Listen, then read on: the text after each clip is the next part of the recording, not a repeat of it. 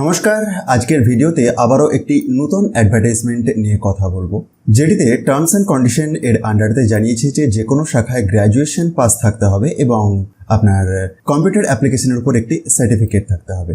বয়সসীমাটি 21 থেকে 45-এর মধ্যে থাকতে হবে, তবে সরকারি নিয়ম অনুযায়ী আপনি বয়সসীমার ছাড় পাবেন।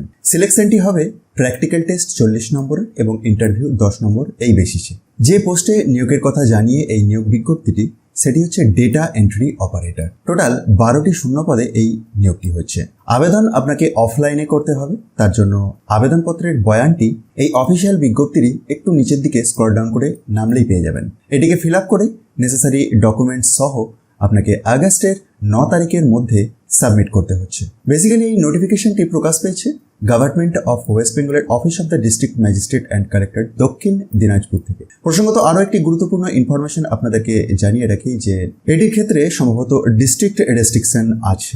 মিডিল সেকশনেতে আসবেন, এই সেকশনটির মধ্যে আপনি এই অ্যাডভার্টাইজমেন্টেরই শর্ট ভার্সন পাবেন, যেখানেতে এলিজিবিলিটি ক্রাইটেরিয়ার কথা বলা আছে, অর্থাৎ graduation with certificate in computer application, বয়সসীমা 21 থেকে 45 বছর, এবং তার পাশেতে আরও একটি কথা জানানো হয়েছে যে applicants must be permanent resident in this district.